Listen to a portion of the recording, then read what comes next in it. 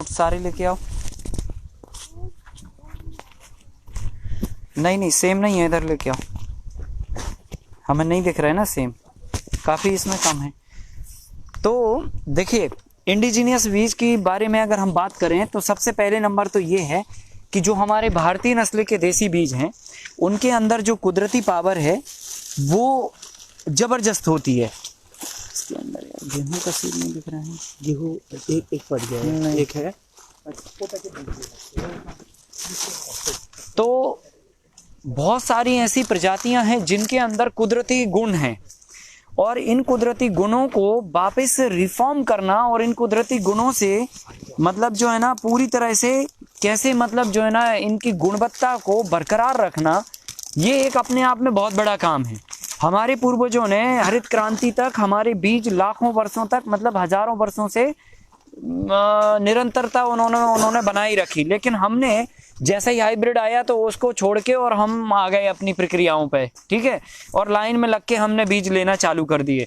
तो बीज को बचाना अपने आप में एक बहुत बड़ा काम है और मैं किसानों से बोलता हूं कि अगर आप देसी बीज अपनाते हो और उनमें सिलेक्शन विधि अगर अपनाते हो जो हमने आपको अभी सिखाने वाले हैं, बताने वाले हैं, तो उस प्रक्रिया में जो उत्पादन आपके हाइब्रिड बीज देते हैं उससे ज़्यादा उत्पादन आपके देसी बीज दे सकते हैं।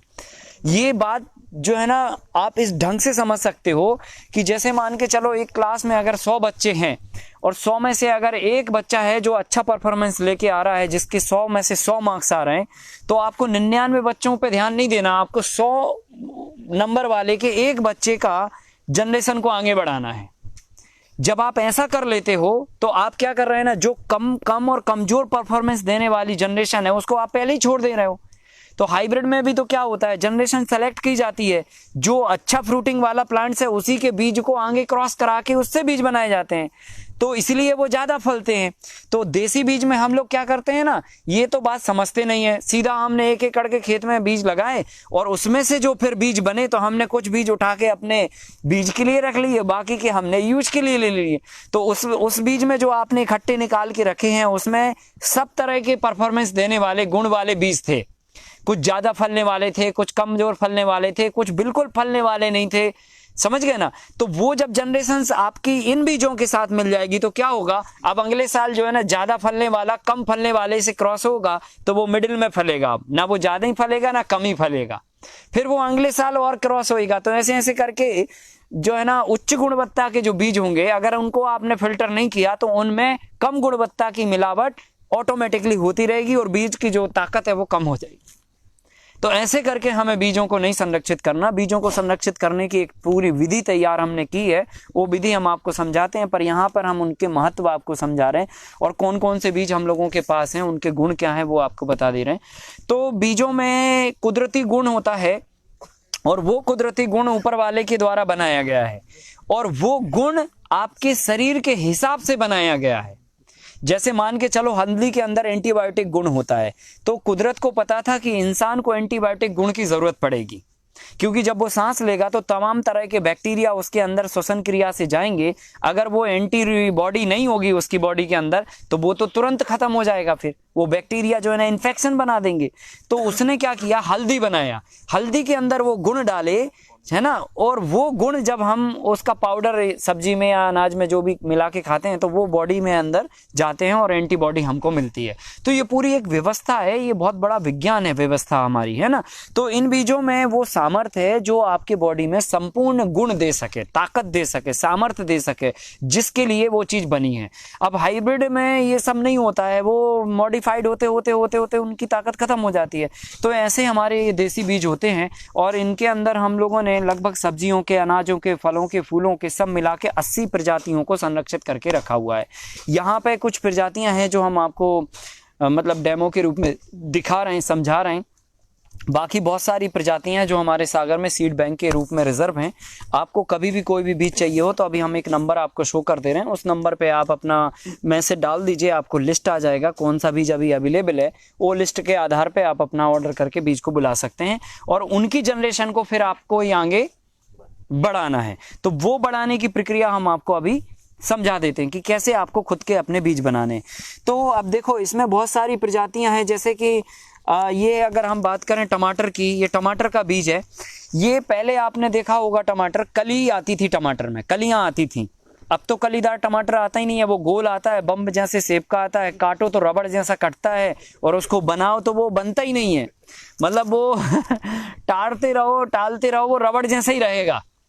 ये टमाटर ऐसा है कि अगर आपने थोड़ा भी इसको धूप में या आग में रख दिया ना, तो ये बिल्कुल जैसे गुब्बारा होता है ना, गुब्बारे के अंदर पानी होता है, आप सुई चोप दो पूरा गुब्बारा फिसल जाता है, ऐसे ही ये टमाटर था।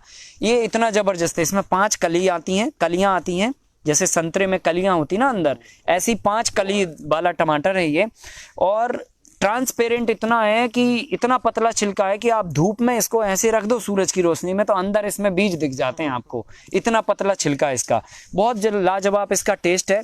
आप इसको फरवरी से लेकर इधर नवंबर तक इसको कल्टीवेशन कर सकते हैं, और लगभग गर्मी के टाइम में बस छोड़ के बाकी सभी टाइम में ये लगभग हो जाता है। ये बहुत ज़बरदस्त प्रजाति है, सब में होएगा। ये अपना पत्ता गोभी का बीज है, बंद गोभी जिसे अपन बोलते हैं, है ना, ये इसका देसी बीज है। काफ़ी बड़ा साइज तक का पत्ता गोभी आ जाता है, 6-7 किलो तक का भी बैठ जाता है इसके अंदर पत्ता। ये लौकी का बीज है, जिसमें हमने 274 लौकी निकालने का रिकॉर्ड बनाया एक बीज से, एक पौधे के अंदर से। तो इसकी जो साइज है ना, ऊपर से थोड़ी पतली और नीचे थोड़ी मोटी होती है, और बहुत ही परफॉर्मेंस देता है। केवल ये आपकी ठंडी के टाइम पे नहीं लगेगा, मतलब जैसे अभी ये टाइम पे बस नहीं लगेगा, फरवरी से लेकर इधर आप तुम सितंबर अक्टूबर तक इसको लगा सकते हो। तो ये पूरे साल भर लगभग चलने वाली वैरायटी है, और बहुत अच्छा इसका परफॉर्मेंस है। ये मटर है अपना देसी, जिसका छिलका बहुत मोटा होता था। अभी मटर आती है ना जिसका छिलका पतला होता है और फल्ली लंबी होती है, 11-12 दाने आते हैं, लेकिन ये मटर के अंदर 7-8 दाने आएंगे, और मटर का दाना बहुत बोल्ड होगा। जो नॉर्मल फल्ली होती है उससे जस्ट डबल होता है, मीठा भी होता है, और फल्ली जो है ना फल्ला जैसा होता है, मतलब वो चौड़ा होता है उसका खोल, और मोटा भी होता है खोल, मतलब वो खोल ही बहुत मूंगफली के टाइप का खोल होता है। ऐसा ये मटर है जो हमारा देसी मटर कहलाता था। और उसके बाद ये मेथी दाना है ना। फिर उसके बाद ये गेंदे का फूल है, येलो कलर का भी है, रेड कलर का भी है, ऑरेंज कलर का भी है। फिर ये कोरिएंडर है, कोरिएंडर बोले तो सॉरी ये नहीं एमेरंथस है, ये ग्रीन एमेरंथस है, हरा साग जो होता है ना पत्ती वाला, जिसे अपन बोलते हैं हरी भाजी ना, वो है। फिर ये प्याज का सीड है, गोल होती है प्याज, रेड कलर का, है ना। फिर उसके बाद ये अपना फूल गोभी का बीज है, ये फूल गोभी का बीज है, फूल आता है उसमें, फ्लावर्स, कॉलीफ्लावर बोलते हैं उसे। फिर ये बीन्स का बीज है, जो हम लोग लगभग अगस्त के महीने में मल्टीलेयर में लगाते हैं, और ये फरवरी तक फिर ये इसके ऊपर चलता है, और बाकी के टाइम में फिर लौकी, गिलकी, खीरा वगैरह चलती हैं। तो ये बहुत ज़बरदस्त है। इसका लंबा इतना फल्ली आता है, चौड़ा होता है, ग्रीन भी है, ब्लैक भी है, पर्पल भी है, और एक वाइट भी है। ऐसे 5 प्रकार के सीड हमारे पास हैं। हाँ, ये गिलकी है, ये इतना लंबा 2.5 फीट का गिलकी होता है। अभी जो बाजार में आपने गिलकियां देखी होंगी इतनी इतनी सी आती हैं वो, तो ये गिलकी जो है ना बहुत सॉफ्ट होती है और टेस्ट में बहुत लाजवाब है। तो इसका भी बीज हम लोगों के पास है। 2.5 फीट की पूरी गिलकी होती है, इतनी लंबी और इतनी मोटी भी होती है और सॉफ्ट होती है अंदर से। मतलब एक गिलकी 5 लोगों के लिए सब्जी का काम कर जाती है ना। हाँ, झींगा झींगा बोलते हैं आप लोग इधर पे, है ना। ये बरबटी है, इसको भी बीन्स बोलते हैं, लोबिया भी बोलते हैं कई जगह पे इसको। इतना लंबा लंबा वाइट कलर का होता है ये, पतला पतला। हाँ, रेड में भी होता है, पर्पल में भी होता है, तो ये वो है। फिर उसके बाद जो है ना ये पपाया का सीड है जी। ये इससे हमने 96 केजी तक पपाया एक पौधे से निकाला है। 96 किलो पपाया, 24 फीट तक इसकी हाइट भी हम लेके गए। तो ऑन एन एवरेज इसमें 40 से 50 किलो तक पपीते के फल लिए जा सकते हैं। एवरेज 2 से 2.5 किलो तक का फल सेट होता है और 2 साल तक ये लगातार चलता है। ये देसी पपीता है। फिर ये टिंडे का बीज है, गोल गोल लौकी होती है ना छोटी छोटी, वो है। फिर ये लाल वाला पत्ते का साग है, लाल भाजी होती है ना, जैसे ग्रीन होता है वैसे लाल पत्ता है। ये मूली का सीड है, मूली होती है। ये एक और पपीता है जिसकी छोटी साइज होती है, इसको हम लोग पपीती बोलते हैं एक्चुअली, है ना। पपीता थोड़ा बड़ा साइज का होता है, ये पपीती है, मतलब ये थोड़ी लंबी होएगी और पतला होएगा। 1 से 1.5 किलो वजन इसके अंदर आता है। मिठास इसमें ज्यादा होती है, पपीते से ज्यादा अच्छा होता है। ये कोरिएंडर है, धनिये का पत्ते का सीड है और ये इतना जबरदस्त है कि अगर आप खेत में लगा दो और अगर खेत में से निकल जाओ तो आप जो है ना कम से कम दिन भर स्मेल करोगे। कोरिएंडर से केवल निकल बस जाओ, करो कुछ भी नहीं, केवल खेत में से निकल जाओ, दिन भर आपके शरीर से गंध आएगा कि मतलब जो है ना धनिया का पत्ता कहाँ छुपा के रखा है, इस टाइप से। तो इतना जबरदस्त गंध है, तीक्ष्ण गंध है इसके अंदर, बहुत जबरदस्त है ये अपना देसी वाला। ये अपना सलजम का बीज है, हाँ सलगम बोलते हैं बराबर। ये ओकरा है, भिंडी बोलते हैं, लेडी फिंगर। ये मिर्ची का सीड है, ये बहुत लंबी मिर्ची होती है, लगभग 6 इंच तक की मिर्ची हो जाती है ये पूरा फुल एक बेता। और कलर में ये हमारे पास 3 प्रकार की मिर्चियाँ, एक छोटा है ना लौंग मिर्ची बोलते हैं, जैसे वो मूंगफली के साइज का होता है, वो काफ़ी तीखा होता है, एक वो है पर वो बाजार में नहीं फिजिबल होता है। एक होता है ग्रीन, डार्क ग्रीन होता है जो ऊपर की तरफ फलता है, वो भी हमारे पास। और एक है जो लंबा होता है, तो ये लंबा वाला है 6 इंची का, ये बाजार में बहुत अच्छा चलता है। फिर ये इसके बाद ये पालक है, स्पिनच बोलते हैं अपन जिसे, छोटे पत्ते का मीडियम साइज का अच्छा पालक है।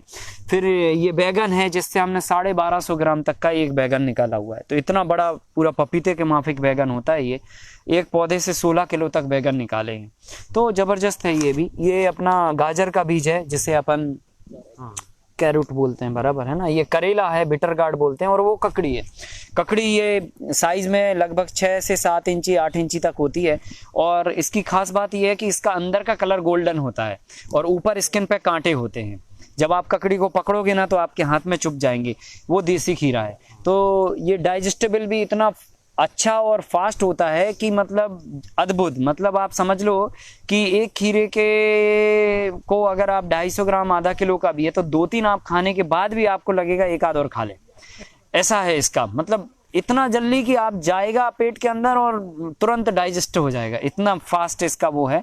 तो गैस नहीं बनाता बिल्कुल भी, भारीपन पैदा नहीं करता, एकदम लाइट है।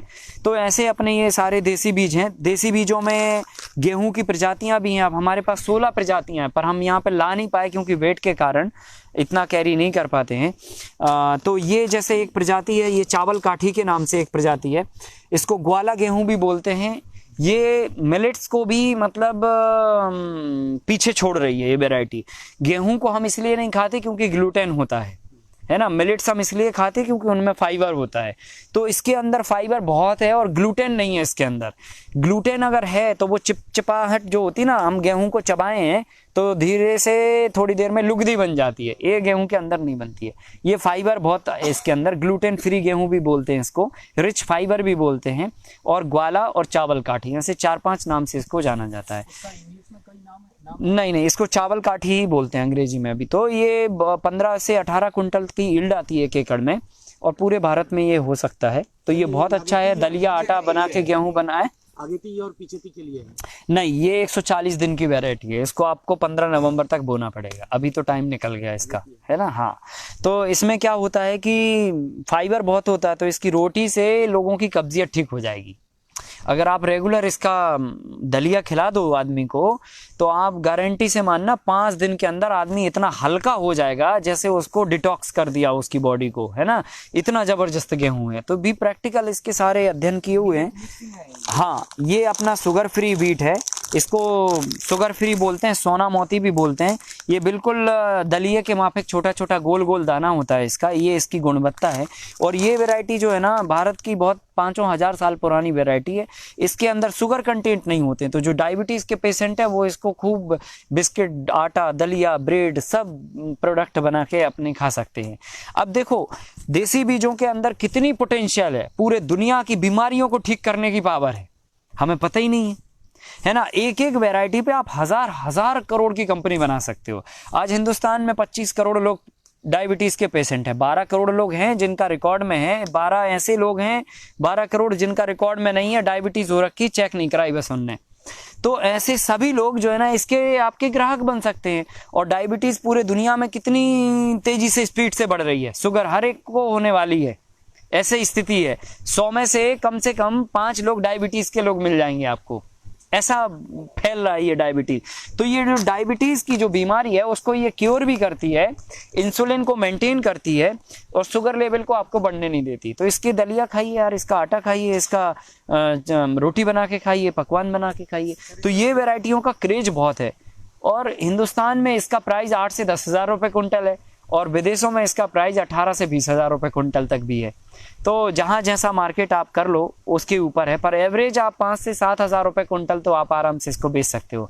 तो ऐसे ये चना है, ऐसे ये शुगर फ्री तो नहीं है, एक हमारे पास ब्लैक चना भी है जो टोटल शुगर फ्री है, लेकिन ये देसी खजवा चना ऐसे बोलते हैं। इसकी स्किन पे मतलब दरदरापन होता है, चिकना नहीं होता है। और ऐसे हमारे पास एक अरहर की दाल है, वो 5 साल चलने वाली, इधर नहीं दिख रहा है, और उससे हम लोगों ने ये दाल बनाई है फोड़ा विधि से, पॉलिश नहीं करते हैं और छिलका भी नहीं उतारते हैं, फाइबर ख़त्म नहीं करते हैं। तो ऐसे हम लोग बहुत सारे प्रोडक्ट भी बनाते हैं, चावल से ये सब बनाए बहुत सारे हैं, ऐसे 170 हैं, बस थोड़ा सा ये 1-2 आ गए आपके लिए दिखाने को। तो ऐसे दालों से लेकर सभी तरह की दालें बनाते हैं, सभी तरह के कच्ची घानी के ऑयल बनाते हैं, गुड़ बनाते हैं, खांड बनाते हैं, बहुत अलग अलग चीज़ों पर अध्ययन करके बहुत काम किया है। जैसे हमने गुड़ बनाया जो, वो बहुत वैदिक विधि से बनाया, आचार्य वाग्भट्ट की संहिता के आधार पर। उसमें हम क्या करते हैं, भिंडी के रस में गन्ने के रस को ऐड करते हैं और 7 जालियों से उसको छानते हैं, फिर उसको भाप दे के उसको गरम करते हैं।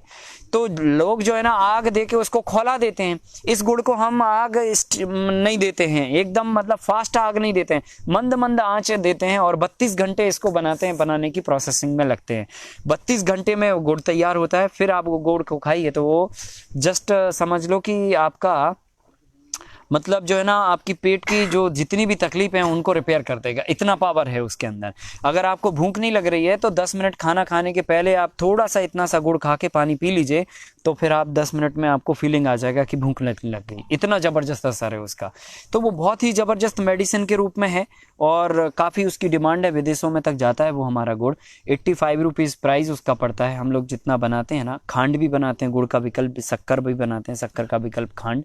तो ऐसे बहुत सारे 170 से भी ज़्यादा प्रोडक्ट बनाते हैं और इन सब में कोई इनपुट नहीं डालते खेती में कि भैया खाद लेके आ रहे हैं जी, दवाई का पर्चा बन रहा है ना, बीजों का पर्चा बन रहा है, कोई पर्चा नहीं बनता। बीज हमारे खुद के, खाद हमारी खुद की, टेक्निक हमारी खुद की, ठीक है, श्रम हमारा खुद का और प्रोडक्ट भी हमारे। तो लास्ट में क्या करते हैं, सीधा प्रोडक्ट निकाल देते हैं। अभी ये शुगर फ्री दलिया बना दिया हमने, अब ये शुगर फ्री दलिया हम 200 रुपए किलो देते हैं।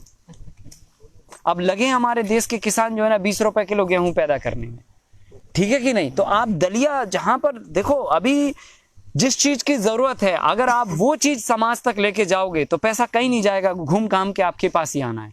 हम आटा बना देते हैं उसका, फिर हम सरसों उगाते हैं तो पहले क्या करते हैं, सरसों का कच्ची घानी का तेल निकाल देते हैं। पहले तो सरसों का बीज सॉर्टिंग करते हैं हम, तो बीज से जो आउट हो जाता है वो वैरायटी को हम फिर तेल में ले जाते हैं। तो जो पहले बेस्ट क्वालिटी का है वो बीज में चला गया, तो बीज के अपने दाम हो गए, और जो मतलब जो बीज के काम का नहीं है उसको हमने कच्ची घानी में डाल दिया तो तेल निकल गया, तो वो 350 रुपए का तेल बिक गया। अब उससे जो खल आई वो 40-50 रुपए किलो खल बिक गई। तो जितना आदमी सरसों का दाम लेता है उतना तो हम खल से ले लेते हैं, तेल अलग और बीज अलग। तो क्या कर दिया हमने, अलग अलग तरीके के प्रोडक्ट बना दिए और पैसे इनकम के साधन बढ़ा दिए। तो इससे फिर पैसा किधर पे भी नहीं जाता। और अब ना तो हमें उसमें 1 रुपए का बीज लगाना है, ना हमें खाद लगानी है, ना दवाई लगानी है, तो इनपुट कॉस्ट है नहीं कुछ।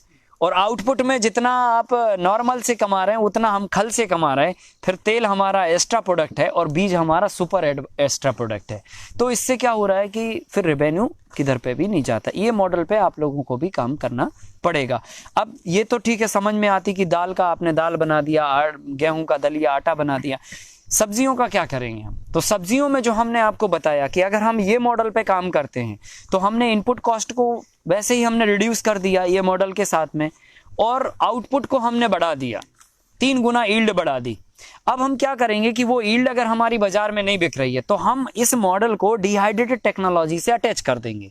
मतलब अगर हम यहाँ पर बैठे हैं, कलकत्ता हमसे 200 किलोमीटर दूर है, सब्जियां हमारी बिक नहीं रही, हम यहाँ पे कोई नहीं जान रहा हमको हम यहाँ पे क्या कर रहे हैं, कितना वेजिटेबल उगा रहे हैं, कितना अच्छे से, तो हम क्या करेंगे, एक डिहाइड्रेशन लगाएंगे। डिहाइड्रेशन का हम आपको ड्राइंग दे देंगे, हमने बनाया है, 10,000 के अंदर आपका बन जाएगा। उसमें कंप्यूटर का एक छोटा सा एग्जॉस्ट फैन लगेगा, 25 माइक्रोन की पॉलीथिन लगेगी और एक स्टैंड लगेगा, उसको आप खुद बना सकते हो। और एक सोलर पैनल प्लेट लगेगी 650 रुपए की। और उस सोलर पैनल प्लेट से हम क्या करते हैं, सब्जियों को काटते हैं और काट के उसके ड्रायर के अंदर डाल देते हैं। 3 दिन के अंदर उसका पूरा पानी उड़ जाता है नेचुरली तरीके से, ना तो उस पर हीट पड़ती है, ना उस पर धूप पड़ती है, और ना ही उसका कलर चेंज होता है, ना ही उसका टेस्ट चेंज होता है, ना ही उसका न्यूट्रिशन चेंज होता है। तो वो सब्जी जो है ना, समझ लो कि सुस्त अवस्था में एज इट इज पड़ी रहती है। अब आप उसको विदाउट एनी प्रिजर्वेटिव 2 साल तक भी रख सकते हो, और फिर जब आपको मर्जी हो तब जाके आप उसकी सब्जी बना सकते हो। जैसे हम आपको एग्जाम्पल बताएं तो ये जैक फ्रूट है।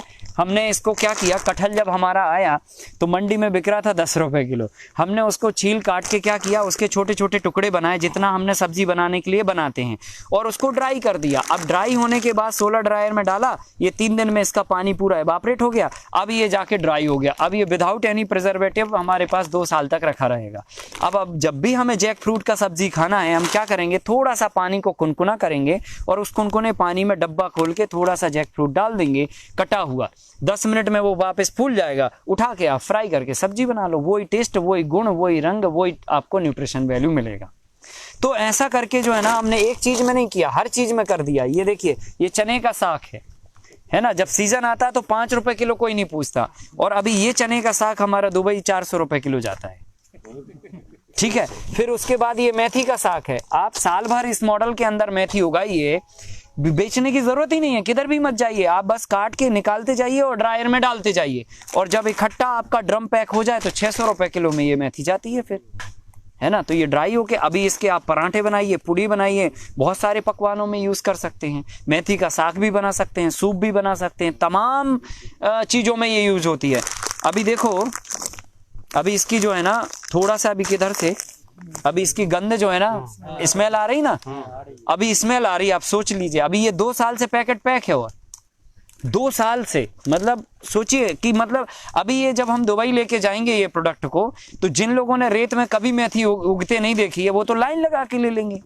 उनके पास तो पैसा भी है, दिमाग भी है, और उनको समय भी बचाना है। वो नहीं चाहते कि भारत से हम मेथी बुलाएं, वो आधी सड़ जाए, फिर आधी हम घर में फेंकें, फिर उसको काटने में एक आदमी लगाएं, फिर उसको फ्राई करने में एक आदमी लगाएं, फिर छांटने में एक आदमी लगाएं। तो वो हम इतना सारा पैसा बचा लेंगे। डब्बे में मेथी का डब्बा रख लिया, और जाके हमने जब भी मेथी बनानी है उसको गुनगुने पानी में डाला, फ्राई किया, दूर हो गए। तो 1 साल का डब्बा हम एक बार में ला सकते हैं। तो हमारा कितना पैसा बचेगा, समय बचेगा, बार बार का धन बचेगा। तो इस तरह से आप देखिए, ये हमने गिलकी को भी डिहाइड्रेट कर दिया। ये गिलकी है जो ये इधर पे ये वाला है ना, झींगे, वो कुंदरू को डिहाइड्रेट कर दिया, वो भिंडी को डिहाइड्रेट कर दिया, ये मैंगो को डिहाइड्रेट कर दिया। ये अपना कच्चा मैंगो है, पका हुआ भी कर सकते हैं आप, पपाया भी पका हुआ कर सकते हैं। ये हमने सेम को डिहाइड्रेट कर दिया, ये बीन्स, ये है ना, और ये मशरूम को भी डिहाइड्रेट कर दिया, ड्राई ऑयस्टर मशरूम है ये।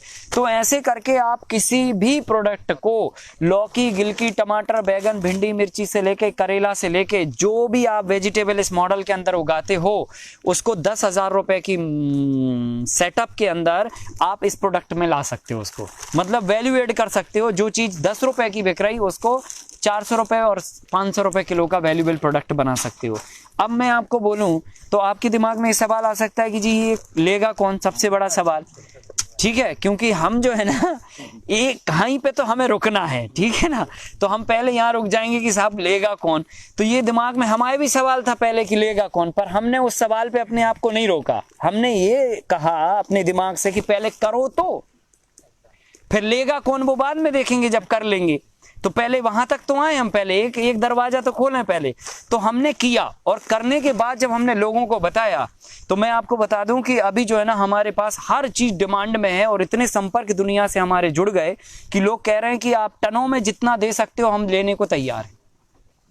एक एक देश में हमारे जो रिलेशंस बने हैं वो कह रहे हैं भिंडी आप टन में दे सकते हो, 1 टन रोज दे सकते हो, लाइए, हम बेचने को तैयार है।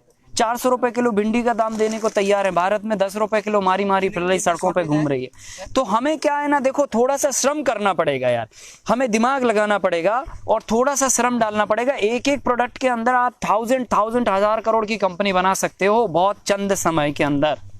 इतना पोटेंशियल हमारे देश में, क्योंकि हमारा देश का जो क्लाइमेट है सब्जियां उगाने में एकदम नंबर 1 है।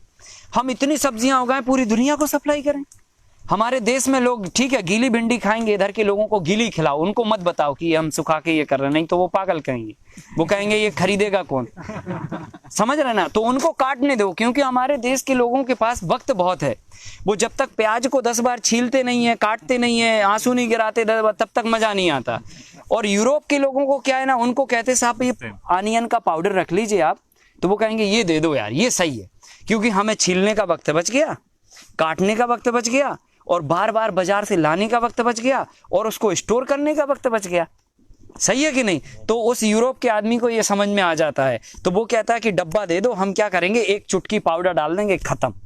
और वो डब्बा एक बार लाके रख लेंगे तो साल भर चलाएंगे। और भारतीय आदमी रोज प्याज खरीदने जाएगा, रोज छीलेगा, रोज काटेगा, उसको 2 घंटा चाहिए खाली प्याज पे।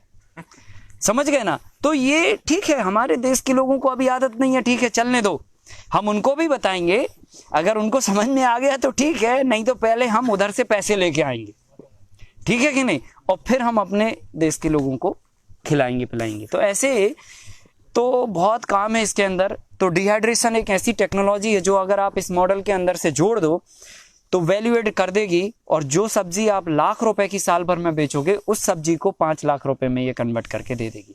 आप इनको इकट्ठा रखिए, इकट्ठा करके बहुत इसका बाजार है, बड़े बड़े शॉपिंग मॉल्स में, मुंबई, हैदराबाद और आपकी जो बड़ी बड़ी मेट्रो सिटीज़ हैं देश में, उन जगहों पर इनका चलन बढ़ते जा रहा है। क्योंकि हमारे देश के लोगों के पास भी बहुत सारी जगह ऐसी हैं जहां पर वक्त बचाने की होड़ मची हुई है। ठीक है, ऑफिस का टाइम होता है साहब 8 बजे, है ना, सर्वेंट आता नहीं है उतने बजे, सब्जी खानी है जी, तो क्या करते हैं, हमने मुंबई में देखा लोगों को, जब वो घर से लौटते हैं, ऑफिस से लौटते हैं, तो कटी हुई सब्जियां लेके आते हैं। क्यों? क्योंकि उनको छीलना काटना ना पड़े, उतना तो वक्त बच जाए कम से कम। अगर हम उन जैसे लोगों के लिए ये कहें कि साहब जो है ना, आप छील के भी क्यों लेके आते हो, आप जाओ मत लेने के लिए, आपको डब्बा रख देते हैं घर में, आपको भिंडी खानी है भिंडी डालिए, लौकी खानी लौकी डालिए, गिलकी खानी गिलकी डालिए, जो खाना है वो आप खाइए, आपको टेस्ट भी एज इट इज रहेंगे, न्यूट्रिशन वैल्यू भी एज इट इज रहेगी। अब देखो इस टेक्नोलॉजी में कितने लोगों का मुनाफा है? 3 लोगों का मुनाफा है, सोसाइटी का मुनाफा है, इन्वायरमेंट का मुनाफा है, और किसान का मुनाफा है। सबसे पहले हम किसान की बात करते हैं। अगर आप गणित लगाओ, 1 एकड़ में अगर आप कोई भी सब्जी पैदा करते हो, तो मान के चलो उदाहरण के तौर पे हम 1 किलो लौकी ले आए अपने घर में, बाजार से खरीद के ले आए, तो क्या हम 1 किलो पेट के अंदर डालेंगे? वो नहीं डलती ना, उसका छिलका उतारते हैं, आगे पीछे का हिस्सा उतारते हैं, तो कितना होता है वो? 25% हो जाता है। 750 ग्राम आप लौकी पेट के अंदर डाल पाते हो, 25 ग्राम आपको वो छिलके के रूप में, वेस्ट के रूप में फेंकना पड़ती है। तो वो कहाँ फेंकते हैं हम? कचरे में फेंक देते हैं ना, प्लास्टिक के साथ में डंपिंग यार्ड में सड़ती रहती है। तो क्या हो रहा है कि किसान जो है ना क्या कर सकता है, अब देखो एक तो ये छिलका वाली बात हो गई, दूसरी बात ये हो गई कि हम 100 किलो लौकी को जब हम मंडी ढो के लेके जाते हैं तो हमें 200 रुपए का खर्च लगता है वाहन का, फिर 3 घंटे का वक्त लगता है।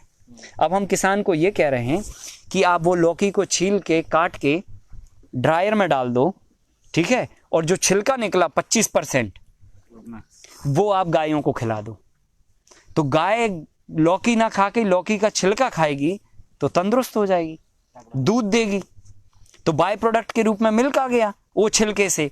अभी वो छिलके को ढो के लेके जा रहे थे आप मंडी, और वो जाके बंबई जाएगा या दिल्ली जाएगा, जिधर पे भी जाएगा वो ढोगा, उसमें ट्रांसपोर्ट जुड़ता जाएगा, और लास्ट में जाके वो छिलके को डंपिंग यार्ड में सड़ने दिया जाएगा। तो कितना मनी वेस्ट किया उस 25% पे हमने। बंबई जैसे शहर में हमने एक दिन म्युनिसिपल कॉर्पोरेशन के हमारे यहाँ कमिश्नर ट्रेनिंग लेने के लिए आए 7 दिन का, उनको हमने पूछा साहब आपके बंबई में कितना सब्जी लगता है? तो कह रहे एवरेज 9 से 10 करोड़ का सब्जी एक दिन को लगता है पूरे बंबई शहर में। इसका मतलब ये है कि 2.5 करोड़ का छिलका हम जो है ना डंपिंग यार्ड में रोज डाल रहे हैं। अब उस 2.5 करोड़ को किसने किसने ढोया? देखो पहले तो किसान ने ढोया मंडी ले जाने के लिए, फिर मंडी से व्यापारी लॉबी ने ढोया बंबई तक ले जाने के लिए।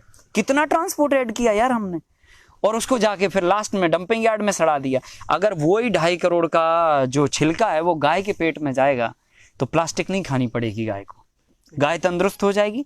गाय 25% का 2.5 करोड़ का छिलका खा के 2.5 करोड़ का दूध दे देगी, और 2.5 करोड़ का गोबर भी दे देगी। तो वो मटेरियल जो है ना यहीं के यहीं 5 करोड़ में कन्वर्ट हो गया, और हमने फ्यूल जलाने से भी बचा लिया। इन्वायरमेंट को प्रदूषित करने से भी बचा लिया। किसान को पहला फायदा इंस्टेंट यहाँ हो गया। दूसरा फायदा ये होगा कि जो लौकी हमारी 10 रुपए में हम ढो के ले जा रहे थे, बिना मन से बाजार में दे के आने वाले थे, वही लौकी जब हमने डिहाइड्रेट की तो वो 400 रुपए किलो हो गई। अब ठीक है, 100 किलो लौकी सूख के 10 किलो बची, तो 1000 रुपए की सुखाई आपने लौकी, और 10 किलो लौकी 4000 रुपए की हो गई 400 रुपए किलो में। तो 1000 रुपए जो हमें मिलने वाले थे वो 4000 रुपए में यही मिल गए। 1000 के 4000 इधर ही हो गए, और 25% के 50% गोबर और दूध के रूप में वो वापस अलग मिल गए हमें, और 4 लोगों को काम दे दिया हमने घर में बिठा के। ठीक है कि नहीं? तो कुल मिला के इस टेक्नोलॉजी पे पहला किसान का फायदा, दूसरा इन्वायरमेंट का फायदा। इन्वायरमेंट का कैसा फायदा? अभी हम 100 ट्रक लौकी ले जा रहे हैं, मान के चलो कलकत्ता ढोके, एक ट्रक का भाड़ा 20,000 है उदाहरण के तौर पे। 100 ट्रक का भाड़ा कितना हो गया? 20 लाख रुपए हो गया। 100 ट्रक लौकी को हमने डिहाइड्रेट कर दिया, वो 10 ट्रक के अंदर आ गई। 90 ट्रक का भाड़ा बच गया कि नहीं बच गया? तो 90 ट्रक का जो भाड़ा बचा उसका हम क्या कर रहे थे? फ्यूल जला रहे थे, एनवायरमेंट को दूषित कर रहे थे, तो वो हमारा प्रदूषण बच गया उतना। और फिर सोसाइटी को ये फायदा हो गया कि भाई एक बार में अगर हम डब्बा ला के रख लेंगे गिलकी का, भिंडी का, लौकी का, सब कछू का, तो हमें फिर दोबारा बाजार जाना ही नहीं है सब्जी खरीदने के लिए, ना सर्वेंट को भेजना, टाइम बच गया, पैसा बच गया हर बार का। जब भी खाना है, लौकी खानी है, आज लौकी का डब्बा खोल लो, गिलकी खानी है, गिलकी का डब्बा खोल लो। तो ऐसे करके हम तीनों जगह पे धन और श्रम बचा सकते हैं। तो इस टेक्नोलॉजी पे बहुत गंभीरता से हम लोग काम कर रहे हैं। उत्तराखंड, यूपी और बिहार जैसे राज्यों में जहाँ पर बहुत मार्जिनल फार्मर हैं, उनको हम लोग कह रहे हैं कि ये मॉडल पे आप काम करिए, और इस मॉडल को आप सीधा डिहाइड्रेशन से जोड़ दीजिए, खत्म। मंडी के बारे में सोचिए ही मत, और इस प्रोडक्ट को लेके आइए, अपने क्षेत्र का इकट्ठा करिए, वॉल्यूम वैक्यूम इकट्ठा करिए। जैसे आप मान के चलो इस क्षेत्र में अगर कोई ये काम करने लगा, तो एक आदमी उभर के आ जाए, जी ठीक है हम कलेक्शन पॉइंट के रूप में काम करेंगे, तो आप अपने आप में एक मंडी उभर के आ गए। ठीक है, आपके पास खेती बाड़ी नहीं है, लेकिन आप सपोर्ट करना चाहते किसान कम्युनिटी को, तो आपने क्या किया? अच्छा चलो ठीक है, तुम लोग उगाओ, हम खरीदेंगे।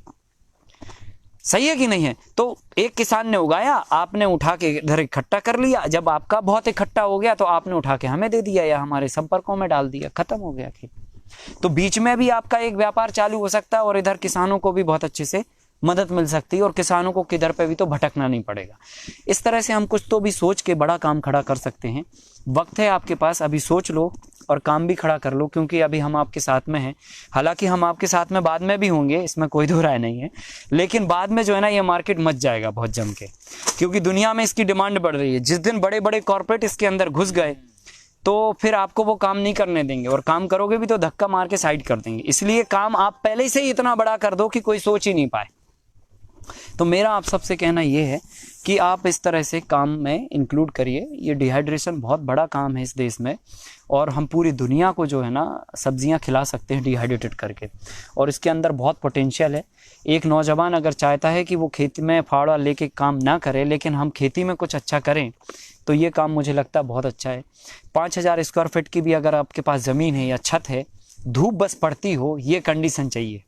तो सूरज तो सबकी छत पे पड़ता है, ठीक है, हम वहाँ पर ये डिहाइड्रेशन का सेटअप बिठा लें, आसपास से सब्जियां कलेक्ट करें और डिहाइड्रेट करके और प्रोडक्ट बना के अपना सेल आउट करें। ये धंधा एक बड़ा कर सकते हैं। हाँ, और रास्ता ये जो केमिकल स्प्रे कर रहे हैं वो भी होगा, तो वो भी लोग लेंगे और ले ही रहे हैं। अभी तो खा ही रहे हैं ना केमिकल का सब्जी लोग, लेकिन हमें करना है जैविक तरीके से, ताकि जो है ना हम फिर बाद में चेंजेस ना करके यहीं से चेंज करके ही सीधे आगे बढ़े। ऐसा करके सब सब्जियां कर सकते हो आप, A to Z चीजें डिहाइड्रेट कर सकते हो। हर चीज का देखो अलग अलग होता है, हर का अलग अलग परसेंटेज होता है। जैसे हल्दी डिहाइड्रेट करते हैं तो 30% बचती है, अदरक डिहाइड्रेट करते हैं तो 35% आता है, फिर अगर हम धनिया पत्ती डिहाइड्रेट करते हैं तो 5% आता है, ठीक है कि नहीं। लौकी डिहाइड्रेट करते हैं तो 10% आता है, जैक फ्रूट डिहाइड्रेट करते हैं तो 25% आता है। तो ऐसे सबका अलग अलग परसेंटेज है, पर आप ये मान के चलो जितना सब्जी का दाम आप बाजार में लेते हो उससे 3 गुना दाम आपको गारंटी से कोई भी प्रोडक्ट डिहाइड्रेट करने के बाद आपको मिलेगा। तो कलर ऐसे रहेगा, अगर सीम जैसा है ना, और कलर न्यूट्रिशन वैल्यू सबका एक जैसा रहता है, सब एक जैसा रहेगा। आप उसमें कोई परिवर्तन नहीं, आप ट्रायल कर लो ना, क्या दिक्कत है। आप सागर से थोड़ा बुला लो, आधा 1 किलो बना के देख लो, जब संतुष्ट हो जाओ फिर आगे बढ़ो। कौन सा है ना। हाँ, इसमें फसाई लगेगी, बिल्कुल लगेगा, बिल्कुल लगेगा। फसाई लगेगा, सेल का भी लाइसेंस लगेगा, एक फर्म का लाइसेंस लगेगा, 3 लाइसेंसों पे ये काम चालू हो जाएगा। वो हम आपको लिटरेचर में भेज देंगे। अब आप वापस बैठ जाइए और अब हम लोग जो है ना पानी के लेकर डिस्कशन करते हैं कि कैसे हमें इस ढांचे में अपना पानी का लेआउट बिठाना है। ये सरसों है, मस्टर्ड है। कितना मंगाना पड़ेगा मिनिमम? कितना 10 ग्राम बुलाओ, कोई दिक्कत नहीं। अरे हमें बीज बेचना थोड़ी है, ये कनकी चावल है, टुकड़ी चावल की। देसी और हाइब्रिड चुनने का कुछ तरीका है? नहीं, देख के आप किसी भी बीज को नहीं बोल सकते कि ये हाइब्रिड है या देसी है। सभी बीज एक जैसे। हाँ, हाइब्रिड बीज एक तो पैकेट बीज होते हैं और दूसरा क्या होता है, हाइब्रिड बीजों में केमिकल कोटेड होते हैं। तो एक तो वो पैकेट में होंगे और ऊपर से केमिकल चिपका होगा, है ना, ऐसे पॉलिश्ड रहेगा, है ना।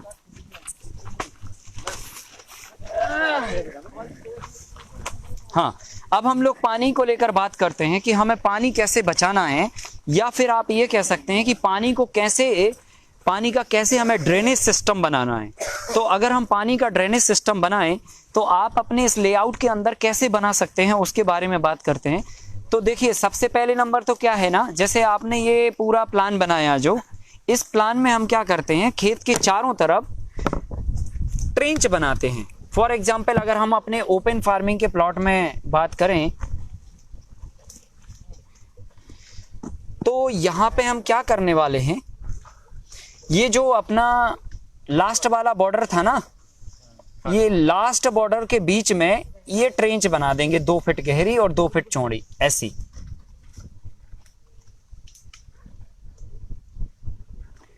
ये 2 फीट चौड़ी और 2 फीट डेप्थ की ट्रेंच होगी। ये ट्रेंच जो है ना आपके खेत में गिरने वाले पानी को रोकेगी। जैसे आपके खेत में इधर पे पानी गिरा तो ये पानी जो है ना पहले खेत से बाहर निकलने से पहले इस नाली में जाएगा, और जब नाली में पानी जाएगा तो नाली में मिट्टी भी रुक जाएगी और पानी भी रुक जाएगा, ठीक है। अब ये पानी अगर मान के चलो यहाँ से ओवरफ्लो हुआ तो इसके बाद जो है ना जहां पर हमारे खेत का ढाल होगा, स्लोप होगा, वहां पे जाएगा और वहां पे हम क्या करेंगे, एक पोल बना देंगे। जैसे फॉर एग्जांपल, अगर हमारे खेत का स्लोप यहाँ पर है तो ये ट्रेंच जो है ना हम यहाँ पर पोल के रूप में इसको खत्म कर देंगे, ऐसा। ये पोल होगा, ये 10 बाई 10 बाई 10 फीट का होगा, ठीक है। इसकी साइज 10 फीट चौड़ाई, 10 फीट लंबाई, 10 फीट गहराई होगी। तो पहले पानी जाएगा ट्रेंच में और फिर ट्रेंच के बाद जाएगा पानी पोल में। तो यहाँ पे हम क्या करेंगे कि ये ट्रेंच यहाँ पर 5 फीट पहले, पोल से 5 फीट पहले बंद कर देंगे बनाना। नहीं तो अगर ये ट्रेंच की कनेक्टिविटी हमने अपने पोल में डाल दिया तो क्या होगा कि पूरा पानी जो है ना एक साथ में धड़ाम से खड्डे में आ जाएगा। तो आप ऐसा समझ लीजिए, यहाँ पर चूंकि ये बोर्ड छोटा है और कंजेस्टेड हो जा रहा है बहुत ज़्यादा, तो वैसे आपको डायग्राम हम दे देंगे पूरा लेआउट उसका। आपको पूरे खेत के चारों तरफ पहले 3 बॉर्डर में ये प्लांटेशन करना है। 3 बॉर्डर के बाद में 2 फीट जगह छोड़ के ये चारों तरफ पहले नाली बनानी है, 2 फीट गहरी और 2 फीट चौड़ी। फिर उसके बाद ये खेत के पार्ट बनेंगे, फिर उसके बाद इसमें अन्य फसलें होंगी। अब जब हमारे खेतों में अंदर फसलें होंगी तो हम पहले नंबर क्या करेंगे, 3 विधियां हैं पानी को रिचार्ज करने की। पहली विधि है खेत के अंदर, दूसरी विधि है खेत के चारों तरफ, और तीसरी विधि है खेत के ढाल के अंत में। तो हम क्या करेंगे, खेत के पहले अंदर में अगर खेत का पानी का ढाल ऐसा है, इस तरफ बह के जाता है पानी, ऐसा स्लोप है, तो हम इस खेत में बेड ऐसे बनाएंगे, ऐसे मेड़ा बनाएंगे, ठीक है। इससे ये होगा कि इधर पे जो पानी आने वाला है वो पानी अभी ऐसे बहने वाला था, लेकिन अब मेड़ा बन गया यहाँ पे 1 फीट ऊंचा, तो ये पानी जो है ना यहाँ पे अब बह नहीं पा रहा। तो क्या होगा, ये पानी इधर ही रुक जाएगा, इधर का पानी ये नाले में रुक जाएगा रास्ते में। अब क्या होगा, जब ये पानी बहुत ज्यादा होगा, जैसे थोड़ा गिरा पानी, तो थोड़े पानी गिरने की स्थिति में तो ये वहीं रिचार्ज हो जाएगा, वहीं के वहीं रुक जाएगा। और जब ये ज्यादा गिरेगा तो क्या होगा, यहाँ से ओवरफ्लो के पानी ये डायरेक्शन में बहना चालू कर देगा, यहाँ पे ये डायरेक्शन में बहना चालू कर देगा। तो यहाँ पे ये डायरेक्शन में अगर बहा तो यहाँ पे इसको हम लॉक कर देते हैं, ठीक है। और क्या करते हैं, बेड की हाइट रखते हैं 1 फीट और इसकी हाइट रखते हैं 1/2 फीट। तो जैसे मान के चलो हमारा बेड है जी 1 फीट ऊंचा और ये है हमारा 1.5 फीट ऊंचा। तो इससे क्या होगा कि जब बहुत ज्यादा पानी गिरेगा तो ये आधा फीट तक तो पानी भर जाएगा नाले में, उससे ज्यादा गिरेगा तो ये बेड के ऊपर टॉप तक नहीं आएगा पानी, उसके पहले ये आधा फीट हाइट पे है तो आधा फीट की हाइट पे ये बाहर हो जाएगा, ओवरफ्लो हो जाएगा। तो ओवरफ्लो होके पानी फिर कहाँ जाएगा, ये ट्रेंच में जाएगा। तो पहली मेथड है कि आप खेत का ढाल की विपरीत दिशा में बेड बनाइए। अगर आप ओपन में फार्मिंग कर रहे हैं तब, जैसे मोनोकल्चर पे काम कर रहे हैं, इंटर कल्चर पे काम कर रहे हैं, मल्टी क्रॉपिंग पे काम कर रहे हैं, मिक्स क्रॉपिंग पे काम कर रहे हैं तब।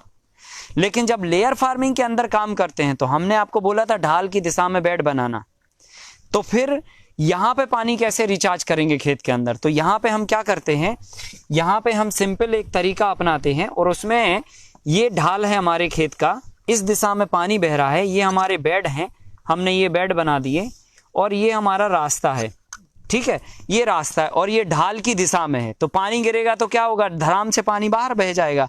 तो हम बहने नहीं देते इस पानी को। हम क्या करते हैं कि फरवरी में जैसे कल्टीवेशन हमने किया तो हम जाके उधर जून जुलाई के आसपास में जब पहली बारिश आती है तो मिट्टी निकाल के हम इसमें मिट्टी चढ़ाते हैं दोनों तरफ क्रॉप के ऊपर, है ना, जैसे जिंजर या टर्मरिक जो भी क्रॉप लगा है। तो हम क्या करते हैं, सीधा सीधा मिट्टी ना निकाल के यहाँ पे एक छोटा सा खड्डा बनाते हैं। मिट्टी निकालना दोनों कंडीशन में है आपको। तो यहाँ से हमने जो मिट्टी निकाली उसको लेफ्ट राइट में डाल दिया, फिर हमने यहाँ पे मिट्टी निकाली वो इसके लेफ्ट राइट में डाल दिया, फिर हमने यहाँ पे मिट्टी निकाली उसके लेफ्ट राइट में डाल दिया। ऐसे करके हम आधा आधा फीट के अंतर से छोटे छोटे छोटे छोटे खड्डे बना देते हैं। तो क्या है, अब ढाल तो है साहब पानी बहने का यूं, लेकिन अब खड्डा बना है छोटा सा, तो क्या होगा, पहले खड्डे में पानी रोकेगा, उसमें मिट्टी भी रोकेगी, फिर अगले खड्डे में पानी रोकेगा, फिर अगले में मिट्टी रोकेगी। ऐसे बहते बहते जब तक लास्ट तक जाएगा तो एक एक खड्डे में 5-5 6-6 लीटर पानी भरा रहेगा और खेत के अंदर ए विधि से भी पानी रिचार्ज होगा। बेड आपका यहाँ पे होगा, सुरक्षित होगी क्रॉप आपकी। तो पहले पानी यहाँ पे रिचार्ज करते, जब यहाँ से पानी ओवरफ्लो होता है तो खेत के चारों तरफ जो ट्रेंच बनाई है उसमें पानी जाता है। तो लगभग आप समझ लो यहाँ पे इस विधि से 10 लाख लीटर पानी को हम रिचार्ज करते हैं, ठीक है। यहाँ से भी हम ट्रेंच से 10 लाख लीटर पानी रिचार्ज करते हैं और फिर उसके बाद जो हमने खेत के अंत में ढाल में जो गड्ढा बनाया उसमें जाके पानी रुकता है, वहां से भी हम 10 लाख लीटर पानी को रिचार्ज करते हैं। और ऐसे 3 विधियों से हम पानी को रोक रोक के लगभग 1 एकड़ से 30 लाख लीटर पानी को रिचार्ज करते हैं। और ये इतना ज़बरदस्त फार्मूला है कि कोई भी किसान बिना पैसे के खर्च के वो इस विधि पे जाके पानी को रिचार्ज कर सकता है, वाटर लेवल को इम्प्रूव कर सकता है। अब अगर मान के चलो आपके खेत में ज़्यादा पानी होता है, हमारे तो ये बात हो गई कि जैसे पानी कम है आपके खेतों में या बारिश के समय पे पानी गिरता है और फिर वो बह के खेतों से निकल जाता है तो रिचार्ज नहीं होता, वाटर लेवल डाउन हो रहा है। लेकिन हमारे यहाँ वाटर लेवल बहुत ज़्यादा है, ऊपर बहता है पानी, उसके लिए आपको ड्रेनेज सिस्टम बनाना पड़ेगा और ड्रेनेज का अपना लेआउट है, वो भी हम आपको PDF में दे देंगे। लेकिन मोटा मोटी हम आपको यहाँ पे बता दे रहे हैं। जैसे ये हमने ये पाथ बनाया ना, प्लस का निशान आपको जो दिख रहा है, ये प्लस का निशान जब हमारे खेत में कुछ भी नहीं लगाएंगे, हम प्लेन खेत है, तो सबसे पहले नंबर अगर हमें पता है कि हमारे खेत में पानी भरता है तो हम ड्रेनेज बनाएंगे। ड्रेनेज के लिए क्या करेंगे, ये 10 फीट चौड़ा और 10 फीट गहरा पूरे खेत को लेफ्ट से लेकर राइट खोद देंगे और इधर लेफ्ट से लेकर इधर राइट तक खोद देंगे। और इस खोदे हुए खड्डे में या नाली में पत्थर भर देंगे, नीचे 7 फीट तक हम पत्थर भर देंगे और ऊपर 3 फीट वापस मिट्टी से उसको पैक कर देंगे, ठीक है। अब इसके बाद हम क्या करेंगे, उसके बाद हम अपना प्लांटेशन करेंगे और ये जो नाली है जो 2 फीट चौड़ी बना रहे हैं हम और 2 फीट गहरी, इसको हम 3 फीट चौड़ी और 3 फीट गहरी बना देंगे। और फिर उसके बाद ढाल की दिशा में हम अपने रिज बेड बनाएंगे और बेड की हाइट थोड़ी ज़्यादा कर देंगे। इतनी कंडीशंस आप अप्लाई कर दोगे तो अगर आपके खेत में 1 फीट तक भी ज़मीन पे पानी भरता है तो ये जाके सारा धड़ाम से ज़मीन के अंदर चला जाएगा और बेड के ऊपर क्रॉप सेफ रहेगी और बेड के नीचे पानी या बेड की सतह पे नीचे में पानी भरा रहेगा, लेकिन फसल को नुकसान ये नहीं करेगा। तो इस तरह से ड्रेनेज का भी लेआउट है, वो हम आपको उसमें दे देंगे। पत्थर इसलिए भर देंगे ताकि मिट्टी के अंदर की जो कॉम्पैक्टनेस है वो टूट जाए और पत्थर में सीधे से एकदम से धड़ाम से पानी सीपेज हो जाए, मतलब पानी खिसक जाएगा उसके अंदर। तो इस तरह से हम पानी को रिचार्ज कर सकते हैं। इसके लिए आपको डायग्राम दे देंगे, इन डायग्राम को देख के भी आप कर सकते हो। और अगर उसमें नहीं आपको कोई चीज़ समझ में आए ना, तो आप फिर व्हाट्सएप पे अपना संवाद भी कर सकते हो। तो इस तरह से हम लोगों ने पानी के रिचार्जिंग को लेकर भी बात करी। और ये विधि जो है ना से आप पानी का ड्रेनेज और पानी का रिचार्जिंग दोनों कर सकते हैं। अब हम बात करते हैं, अंतिम टॉपिक हमारा जो है, अपने देसी बीजों को हमें कैसे बनाना है। ठीक है, देसी बीजों को बनाने की मेथड क्या है, हम कैसे अपने बीजों को गुणवत्ता युक्त क्वालिटी बेस्ड बीजों में कन्वर्ट कर सकते हैं, या फिर उनकी क्वालिटी को फिल्टर करके आने वाले समय में उसको लगा सकते हैं। उसके लिए आपको चयन प्रक्रिया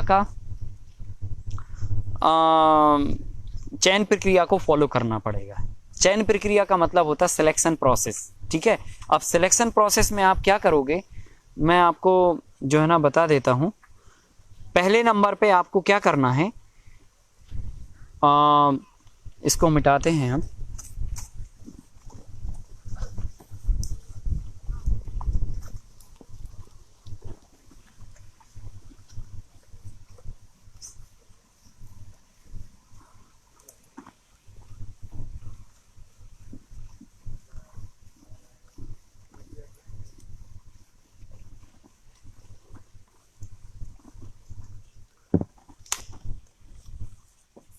चयन प्रक्रिया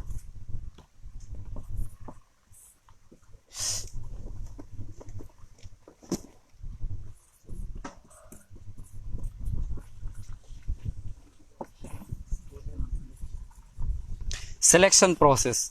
ठीक है, सिलेक्शन प्रोसेस के माध्यम से हम कैसे बीजों का चयन करें वो मैं आपको बता रहा हूं। इसमें सबसे पहले नंबर हमें क्या करना पड़ेगा, जर्मिनेशन के टाइम पे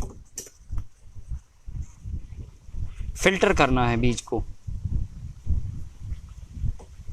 मान के चलो यहाँ पर 100 पौधे लगाए आपने, उदाहरण के तौर पे अगर हम ऐसा समझें कि ये आपका 1 एकड़ का खेत है और 1 एकड़ के खेत में आपने 1 लाख बीज बोए हैं पूरे खेत में किसी भी फसल के। तो हमने क्या किया, एक 20 बाई 20 फीट का एरिया सेलेक्ट कर लिया, ये 20 फीट, ये 20 फीट, ऐसे हमने सेलेक्ट कर लिया। और 20 बाई 20 फीट के एरिया में हम क्या करेंगे, ये मेथड्स लगाएंगे। तो सबसे पहले नंबर हम 20 बाई 20 फीट के एरिया का जर्मिनेशन चेक करेंगे। ठीक है, तो कैसे चेक करना जर्मिनेशन, कौन सा ऐसा प्लांट्स है जिसका जर्मिनेशन सबसे अच्छा और सबसे तेजी से हुआ है। तो जो पौधे का जर्मिनेशन बहुत फास्ट हुआ है उस पौधे को हम सेलेक्ट करेंगे, और जिस पौधे का आपको लग रहा हो कि ये जर्मिनेशन मतलब वीक हो रहा है या निकलने की कोशिश कर रहा है ना, वो जर्मिनेशन के पौधे को हम वहां से निकाल के हटा देंगे, क्योंकि वो पौधा शारीरिक रूप से कमजोर है। अगर वो आने वाली जनरेशन में मिल गया तो वो सबको कमजोर कर देगा, समझे, वो अपना गुण सबके अंदर डाल देगा। तो हमें क्या करना है, वो कमजोर पौधे के जर्मिनेशन के पौधों को निकाल देना फील्ड से।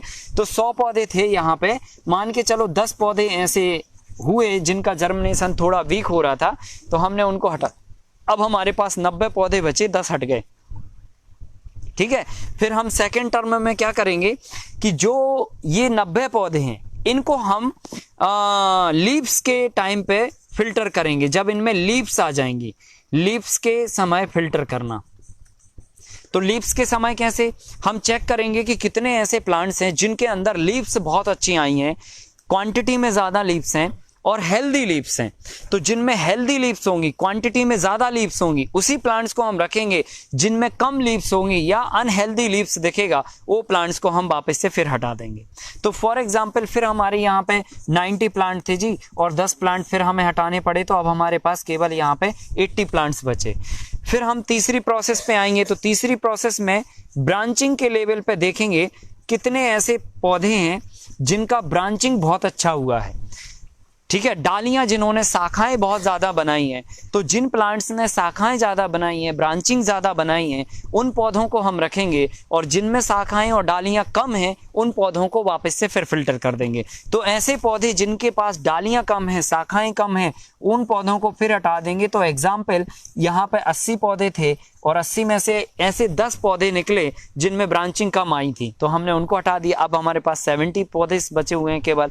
अब हम क्या करने वाले हैं, चौथा फिल्टर लगाएंगे, और चौथे फिल्टर में हम क्या करेंगे, फ्रूटिंग के टाइम पे, फ्लावर्स के टाइम पे, फ्लावर्स के टाइम पे फिल्टर लगाएंगे। तो फ्लावर्स के टाइम पे क्या करना है, आपको ऐसा पौधों को चयन करना है जिनके अंदर फ्लावर्स संख्या में ज़्यादा, क्वांटिटी में ज़्यादा, और फ्लावर्स कलर में अच्छा, मतलब जो भी उसका कलर है वो पूरा कलर आया है, फ्लावर्स भी अच्छे आए, क्वांटिटी में आए, हेल्दी फ्लावर्स हैं और मात्रा भी उनकी ज़्यादा है। ऐसे पौधों को हम यहाँ पर रखेंगे। और जिनमें कम फ्लावर्स हैं उन पौधों में हम क्या करेंगे, ये 70 पौधों में मान के चलो 10 पौधे थे, तो इन 10 पौधों में हम क्रॉस मार्क लगा देंगे, क्योंकि अब हम इन पौधों को हटाएंगे नहीं, फूल पे आ चुके हैं, अब उनका फल बनना है और तो अब कुछ उनका हो नहीं सकता है। तो हमने उन पौधों पे टैग लगा दिया, मान के चलो हमने चूना का पानी घोला और उस पर हमने कट्टिस मार दिया। तो ऐसे पौधों को हम क्या करेंगे कि कट्टिस बस मार देंगे, मार्क कर देंगे। अब हम लास्ट फिल्टर लगाएंगे 5वें नंबर पे, और इसमें हम क्या करेंगे, फ्रूटिंग के टाइम पे, मतलब जब इसमें फ्रूट सेट हो गए तब फिल्टर लगाएंगे। ऐसे पौधों को सिलेक्ट करेंगे जिनमें सबसे ज़्यादा हेल्दी फ्रूट्स आए हुए हैं, क्वांटिटी में ज़्यादा हैं, और मतलब जो है ना हेल्दी भी हैं, और मतलब जो है ना अच्छे बीज हैं जिनके अंदर। आपने देखा कि ऐसे 10 पौधे हैं जिनमें फ्लावर्स तो बहुत अच्छे आए थे, लेकिन फ्रूट बनाने के टाइम पे वो उतना अच्छा फ्रूट्स नहीं बना पाए, या फलियां झड़ गई, या गिर गए, या मान के चलो कुछ तो भी डिसऑर्डर्स हो गया उनके अंदर, तो हार्मोनल चेंजेस हो गए, कुछ भी हो सकता है। तो ऐसे पौधों को हम वापस से फिर टैग मार देंगे। तो मान के चलो यहाँ पर 60 पौधे बचे थे, इसमें से 10 पे और टैग लग गया, ये 20 पौधों को हम पूरे खेत के साथ में हार्वेस्ट करेंगे। मतलब ये 20 जो कट्टिस मारे हुए पौधे हैं, इनको पूरे खेत के साथ में हार्वेस्ट करके अपना अनाज घर में लेके आ जाएंगे। और जो 50 प्लांट बचे हुए हैं, अब इन 50 प्लांट्स को हम तब तक खेत में लगा रहने देंगे जब तक कि ये पूरी तरह से ड्राई ना हो जाए। तो जब ये पूरी तरह से खेत में सूख गए तब जाके हम इनको हार्वेस्ट करेंगे, और हार्वेस्टिंग करने के बाद हम इनको फिर लास्ट में ग्रेडिंग करेंगे, क्योंकि 6वें नंबर के पॉइंट में अब ये होगा ग्रेडिंग करना। क्योंकि इसमें ये होगा कि जैसे मान के चलो कुछ पौधे ऐसे थे जिनमें फलियां तो बहुत अच्छी आई थी, लेकिन उन फलियों में कुछ 2 फलियां थी, उनके अंदर बीज छोटे छोटे थे, अब वो उतना नज़र में नहीं आ पाए। तो अपन क्या करेंगे, सबको काट लेंगे इस 50 पौधों को, और उनको फिर छन्ना लगा के फिल्टर कर लेंगे। तो जो फिल्टर हो गए हमारे दाने, 1 नंबर का बोल्ड दाना जो आया हमारे पास, वो बोल्ड दाना हमारे बीज का है, और बाकी का जो आया वो हम सारे अनाज के साथ में मिला देंगे। तो जो बोल्ड दाना है उसको आप 3 दिन तक कड़ी धूप में उसको ड्राई करोगे, अब ठीक है, सुखाओगे, और जब वो पूरी तरह से सूख जाएंगे बीज, फिर उनको पैक करके स्टोर करके रखोगे। तो स्टोर करने की प्रोसेस अलग है, मैं वो भी आपको 2 मिनट में ब्रीफ कर देता हूं। तो ये बीज जो है ना आपके 100% के बीज हो गए, इन बीजों को आपको स्टोर करके नेक्स्ट ईयर वापस से फिर इसी प्रोसेस से आपको बीज बनाने के लिए चयन करना है। तो आपको क्या करोगे कि आप जब ग्रेडिंग कर लिए, तो ग्रेडिंग करने के बाद आपने धूप में उनको सुखाया, जब वो पूरी तरह से खनक गए, मतलब बहुत अच्छे तरीके से ड्राई हो गए, तब जाके आपने उन बीजों को उठा के पहले 2 घंटे तक छाया में रखा, ताकि उनकी हीट कम मतलब नॉर्मल हो जाए, गर्म ना हो वो बीज। ऐसा नहीं होना चाहिए कि हमने ड्रम में जो है ना गर्म बीज डाल दिए और फिर जाके वहां पर उसमें कीड़े आ गए, क्योंकि उसमें भाप निकलेगी, वाष्प निकलेगी, तो वो वाष्प जो है ना कीड़ों को बना देगी। तो आपको क्या करना है, एक ड्रम लेना है, प्लास्टिक का भी हो सकता है, या मिट्टी का भी हो सकता है, या अन्य धातुओं का भी हो सकता है, लोहे को छोड़कर किसी भी धातु के बर्तन को पहले साफ करिए, सुखाइए, और फिर सूखे हुए बर्तन में आप नीम की पत्तियों को लीजिए, और नीम की पत्तियों को 10 मिनट तक धूप में थोड़ा सा रखिए। जब वो पत्तियां थोड़ी सी डाउन हो जाएं, मुरझा जाएं, उन पत्तियों को एक जाली नुमा कपड़े में, जैसे आपकी जूट की जो जाली होती है ना बोरी, उसमें आप डालिए, रूमाल के माफिक इतना सा पोटली बनाइए, और मुरझाई हुई पत्तियों को उसमें भर के एक चूने का ढेला लगभग 100 से 150 ग्राम तक का एक ऐसे जालीदार कपड़े में बांध के और वो भी पत्ती के साथ में आप उसके अंदर सील कर दीजिए, मतलब पोटली बना दीजिए उसकी। और वो पोटली आप जो है ना बर्तन के नीचे डालिए और फिर वो सूखे हुए जो अनाज थे ठंडे किए हुए उस अनाज को आप भर दीजिए, फिर वो पोटली मिडिल में डालिए, फिर ऊपर से अनाज भर दीजिए और लास्ट में फिर एक ऊपर से पोटली डालिए और फिर उसको पॉलीथिन से एयर टाइट पैक करिए, फिर ढक्कन बंद करिए रबड़ से, जैसे भी आपसे हो सकता है उसका एयर टाइट पैकिंग होना चाहिए, किसी भी तरह से रत्ती भर भी उसके अंदर हवा नहीं जाना चाहिए। इस तरह से अगर आप बीजों को रखेंगे तो जो आपकी नीम और जो चूना की पोटली हमने जो अंदर बना के डाली है, ये नीम की पोटली और चूना क्या करेगा कि नीम के अंदर आपने पूरा नीम को ड्राई नहीं किया है, थोड़ा सा मॉइस्चर उसका इवापोरेट किया था, बाकी उसके अंदर नमी और तेल जिंदा है, तो वो जो है ना पूरे एरिया में गंध को स्प्रेड करेंगे। तो उस गंध के कारण जो है ना कोई भी जर्म कीड़े का पैदा नहीं हो पाएगा। दूसरा, जो चूना हमने डाला है पत्थर, वो अगर नमी आपके बीज के अंदर या इर्द गिर्द होगी तो वो नमी को सिक कर लेगा। चूना पत्थर जो है ना नमी को सिक कर लेगा और वो वाष्प भी बनाएगा। तो जो वो वाष्प बनाएगा वो बहुत ही मतलब एक एंटीबायोटिक वाष्प होगी, उससे जो है ना पूरे आपके बर्तन के अंदर कोई कीड़े का जर्म पैदा नहीं हो पाएगा। और फिर 2 साल बाद भी अगर आप बीजों को निकालोगे वापस तो एज इट इज आपके बीज निकलेंगे। और इस विधि से जो बीज बनाए हैं आपने सॉर्टिंग करके इन 5-6 प्रक्रियाओं से उनको गुजार कर, इन्हीं बीजों को आप नेक्स्ट ईयर फिर से आप अपने खेत में लगाइए तो आपके खेत में अच्छी फसल आएगी और उसी फसल में से फिर आप सिलेक्शन विधि अपना के अगले साल के लिए फिर बीज बनाने की प्रोसेस करना। इस तरह से अगर हम बीज बनाएंगे तो हमारे बीजों का खर्चा बच जाएगा, हम बीजों के ऊपर आत्मनिर्भर बन जाएंगे और एक क्वालिटी फूड इन बीजों के माध्यम से हम उगाएंगे, हम खुद भी खाएंगे और सोसाइटी को भी इसका फायदा दिलाएंगे। ठीक है, तो ये हुई बीजों की बातचीत और इसी के साथ साथ में जो है ना अपना सत्र जो है ना समाप्त होता है। और इसमें आपके हो सकता है कि बहुत सारे सवाल जवाब अभी करने को रह गए हों, क्योंकि हमने पहले दिन आपको बोला था कि 5 दिन का वक्त जो है ना बहुत कम लगेगा, ये आखिरी दिन आपको लगेगा कि 5 दिन का वक्त बहुत कम है। अभी बहुत सारे विषयों पर और बातचीत रह गई है, बहुत है, एग्रीकल्चर बहुत बड़ा विषय है, लेकिन जो काम की चीज़ें थी ना वो सॉलिड फॉर्म में मैंने आपको कम शब्दों में और है ना समझाने की कोशिश की है। मुझे उम्मीद ही नहीं, पूरा भरोसा है कि आपको इसका फ़ायदा होगा और जो चीज़ें मैंने आपको बताई हैं इनको आप ज़मीन पर उतारोगे और जब ज़मीन पर उतारोगे तो इससे समाज का भी फ़ायदा होगा, आपके गांव के और क्षेत्र के लोगों का भी फ़ायदा होगा। अब मैं धन्यवाद व्यक्त करना चाहता हूं सबसे पहले भाई सुशोभन जी का और भाई विनय जी का, जिन्होंने अथक प्रयास और परिश्रम से 2 बार ये लोग सागर गए है ना और लगातार हमारे संपर्क में रहे, क्योंकि हमसे डेट लेना इतना आसान नहीं होता है। ठीक है आप लगभग लगातार कम से कम 10 से 15 बार जब आप हमें पिन करोगे तब जाके कोई डेट आपको हम दे पाएंगे। इस तरह की हमारी मतलब क्या करें व्यस्तताएं और मजबूरियां हैं, अगले 1-1 साल तक के जो प्रोग्राम है वो तय हो जाते हैं, तो बीच में इतना आसान नहीं होता है वक्त निकालना और डेट निकालना। तो बहुत मुश्किल से इन्होंने बड़ा बार हमको बोल के और एक डेट निकाला और उस डेट को हम सब इकट्ठे हुए और आपसे संवाद करने का मौका मिला। तो भाई विनय जी के लिए एक बार जोरदार तालियां और भाई सुशोभन जी के लिए जोरदार तालियां। कोई तो एक व्यक्ति आया जिन्होंने प्रयास किया, इनको नहीं पता कि ये क्या होगा क्या नहीं होगा, लेकिन इनके मन में एक कीड़ा था कि मेरे क्षेत्र में ये प्रयास हो, मेरे क्षेत्र में ऐसा कुछ अलग हो, हटके हो। ये जिज्ञासा ने जो है ना ये प्रोग्राम कराया। हमें नहीं पता कि आपको कितनी दिक्कतें फेस करनी पड़ी होंगी या इन लोगों को कितनी दिक्कतें फेस करनी पड़ेंगी, लेकिन इस प्रोग्राम का सार ये है कि हमारा और आपका एक कनेक्टिविटी बन पाया, एक संवाद बन पाया और इस संवाद से हमने काफ़ी चीज़ों को आप तक डिलीवर किया।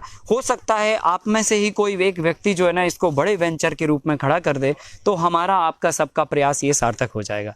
तो यहाँ पर जो भी चीज़ें आपको ऐसा लगा हो कि यार ये थोड़ा सा इन लोगों की तरफ से, हमारी तरफ से या किसी की भी तरफ से कोई कमी रह गई हो, तो उस बात को इधर ही पे छोड़ के जाइए और जो आपको यहाँ से अच्छा मिला हो उसको अपने बैग में और दिमाग में और दिल में रख के जाइए। इससे जो है ना परिवर्तन होगा, क्योंकि हम हमेशा जितना पॉजिटिव कलेक्ट करेंगे उतना पॉजिटिविटी के साथ में हम व्यवस्था को आगे बढ़ा पाएंगे। तो मैं इनका बहुत हृदय से पुनः धन्यवाद करता हूँ। ऐसे माटी के सपूत जो है ना हर गांव में पैदा हों, ठीक है, ताकि जो है ना हर गांव में इस तरह के प्रोग्राम हो और इस तरह का आयोजन हो और इस तरह के लोग जो है ना खेती को सीख के और इस वेंचर को डेवलपमेंट करें। तो वो दिन दूर नहीं है जब हम लोग जो है ना जाते जाते भारत को जैविक होते हुए देख के जाएंगे, ठीक है कि नहीं। तो नहीं, रहते रहते ठीक है, ये काम बहुत बड़ा है, बहुत बड़ा मिशन है। तो हम तो उतना तक सोच लेते हैं कि ठीक है, हम जिस भी दौर में पैदा हुए, अभी हमने देखा कि भारत में रासायनिक खेती हो रही है। एक बच्चा पैदा हुआ और वो देख रहा है कि रासायनिक खाद का खाना हमको मिल रहा है, लेकिन जब वो हिंदुस्तान छोड़ के जाए तो कम से कम जो है ना उस जमाने तक भारत जैविक हो जाए, ऐसा वो मन में भाव लेके काम करे। तो आप सभी से भी यही अपेक्षा है। इस बीच में जो है ना मीडिया की जो इनकी टीम थी, इन्होंने भी बहुत सहयोग किया, माइक लगा दिया और इस बातचीत को जो है ना इस पेड़ के नीचे से लेकर पूरे देश में जो है ना इन्होंने फैलाया। इस तरह से प्रयास इन्होंने किया। तो मैं मीडिया के भाई, मैं नाम नहीं जानता हूं, पर लेकिन आपका हृदय से मैं धन्यवाद करना चाहता हूं। जो इनकी सहयोगी, इनकी बहन है, क्या नाम है इनका? हाँ, रोमिन है। हाँ, रोमिन जी, इनके साथ में जो सहयोगी इनकी बहन है, वो भी एक बार जोरदार तालियों से मैं उनका हृदय से अभिवादन करता हूँ, धन्यवाद व्यक्त करता हूँ। और हमारे साथ में जो है ना बहन सलोनी जी साथ में हैं। इन्होंने बड़े उससे जो है ना जिज्ञासा जाहिर की कि मैं एक से बेर करना चाहती हूँ आपके साथ में। तो मैंने कहा ठीक है भाई, चलो आपको पापड़ बेलने पड़ेंगे बहुत सारे, ठीक है। तो ऐसे नौजवान जो मतलब एक बार मन में संकल्प कर लेते हैं कि नहीं जी जो है ना मुझे ये काम करना है, ये जो जिज्ञासा है ना यही परिवर्तन का हिस्सा है। एक बार अगर ये जिज्ञासा आपके दिमाग में पनप गई, इनके परिवार में भी दिक्कत है, इनकी फैमिली वालों ने भी रोका, इनको भी बहुत सारा प्रॉब्लम आया, लेकिन इस जिज्ञासा इतनी प्रबल थी कि इन्होंने कहा छोड़ो सब, ये मुझे करना है तो करना है, खत्म। तो ऐसी जो जिज्ञासा है यही परिवर्तन का हिस्सा बनती है। तो मैं इनके लिए भी जोरदार तालियां चाहता हूं एक बार। और इस प्रोग्राम में जिन लोगों ने भी अप्रत्यक्ष रूप से प्रत्यक्ष रूप से सहयोग किया है, मैं उनको भी हृदय से धन्यवाद व्यक्त करना चाहता हूं। और मैं नाम लेना चाहता हूं यहाँ पर भाई गोपाल सुतारिया जी का, जो माटी के सपूत हैं गुजरात की भूमि के, और उन्होंने इस देश के लिए एक बहुत ही आविष्कारिक एक कल्चर दिया है जिसका नाम है गौकृपा अमृतम। आप उस सब का उपयोग करिए, उसका वो मिट्टी को सुधारने के लिए और जैविक मिट्टी को बनाने के लिए आपकी इस पूरी यात्रा में बहुत बड़ा सहयोगी हो सकता है। तो उस कल्चर को जो है ना आप बनाइए, उसमें कुछ नहीं लगता है, खाली एक मदर कल्चर लीजिए, 2 लीटर छाछ डाल दीजिए, 2 किलो गुड़ घोल दीजिए, 200 लीटर के ड्रम में उसको घोल के और कपड़े से उसको बांध के आप रख दीजिए। 4-5 दिन में वो कल्चर तैयार हो जाता है। गोबर गोमूत्र भी लगता है? नहीं, गोमूत्र नहीं लगता, गोबर भी नहीं लगता है, खाली छाछ डालनी है और गुड़ डालनी है और वो कल्चर आपका रेडी हो जाता है 5 से 7 दिन के अंदर। एंड उसी कल्चर को आप उपयोग करिए खेती में और वापस से फिर 2 लीटर ड्रम में छोड़ के फिर 2 लीटर छाछ डाल दीजिए, फिर 2 किलो गुड़ घोल दीजिए और 198 लीटर पानी मिला दीजिए। वो कल्चर आपका फिर 200 लीटर तैयार होता है। और इस कल्चर को जो है ना पूरे देश में किसान अपना रहे हैं। आपसे भी आग्रह है कि उसको अपनाइए, अपने खेत में, अपना फार्म किचन में एक ड्रम रखिए, उसमें आपका गौकृपा अमृतम कल्चर होना चाहिए। और उनकी भावना को मैं सलाम करता हूं और इधर से प्रणाम करता हूं कि इतना बड़ा आविष्कार होने के बाद भी उन्होंने ना तो इसका मतलब आईपी लिया और ना ही किसी भी तरह से उसका 1 रुपए का विपणन के लिए उसका वो रखा कि जो है ना नहीं इसका हमको ये मिलना चाहिए। तो इस भावना से ऐसे मिट्टी के सपूत काम कर रहे हैं इस देश में। अगर हम सब इनका सहयोग कर दें तो ये मिशन बहुत बड़ा हो जाएगा और देश में बहुत जल्दी परिवर्तन आएगा और हम सब लोगों की थाली में विषमुक्त अन्न आएगा। तो भाई गोपाल सुतारिया जी के लिए यहीं से मैं प्रणाम करता हूं। और उनके जो कल्चर है, अगर आपको यहाँ पे उसकी उपलब्धता चाहिए तो इसके लिए जो है ना मैं अरुण बागला सर का एक बार अभिनंदन करना चाहता हूं। उन्होंने कहा है कि हम ये कल्चर आपको उपलब्ध करवाएंगे, तो आप कलकत्ता से जो है ना इनके पास से कल्चर आप ले सकते हैं, ठीक है। तो ये सुविधा आपके पास उपलब्ध हो गई और फिर आप सभी के पास हो जाएगा, तो आप भी इसको किसी किसान को ज़रूरत है तो बांटिए। तो ये बहुत बड़ा परमार्थ का काम है। मैं अंत में यही कहना चाहता हूँ कि जो ज्ञान आपको मिला है आप कोशिश करिए ये ज्ञान को आप जितना बांट सकते हैं उतना लोगों को बांट के जाइए। क्योंकि ये जो सृजन की प्रक्रिया है ये ऊपर वाले की है, और ये जो नॉलेज है वो ना हमारा है, ना आपका है, ना किसी और का है। जो कुदरत से आपको मिला है वो कुदरत को वापस लौटा के जाइए। तो हमने अपनी पूरी ताकत से कोशिश की कि 5 दिनों में जो हमारे पास है उसको हम आपको दें। अब आपकी कोशिश होना चाहिए कि अब आपके एरिया में जो भी ज़रूरतमंद आदमी हैं उसको आप एक मॉडल के रूप में आप इस्टेब्लिश हों, और फिर यही ज्ञान का विस्तार आप आगे करिए। यही सबसे बड़ी ईश्वर की सेवा है और यही सबसे बड़ा परमार्थ का काम है। इन्हीं शब्दों के साथ में बातचीत को विराम करते हैं, और अलग अलग मोड़ों पे ऐसा नहीं है कि ये प्रोग्राम ख़त्म हो गया, अब ये प्रोग्राम शुरू हुआ है। तो ये अलग अलग मोड़ों पे अलग अलग जगहों पर हम लोग आपस में मिलते रहेंगे और भारत को वापस से विश्वगुरु और सोने की चिड़िया बनाने का एक प्रयास करते हैं। ठीक है, अभी आपका एक ग्रुप फोटो होगा, और ग्रुप फोटो के लिए आप यहाँ पे अरेंज हो जाइए। चेयर, हाँ उधर ये भाई सुशोभन जी, विनय जी और सलोनी जी आपको बता देंगे कैसे सेटिंग करनी है। तो आपका एक ग्रुप फोटो अच्छा हो जाएगा तो एक फ्रेम बन के हम लोग किधर पे भी आपको लटका सकेंगे। ठीक है, तो थोड़ा याद बना रहेगा, इसलिए हाँ सीड के लिए मैं नंबर लिख देता हूँ भाई हरीश जी का।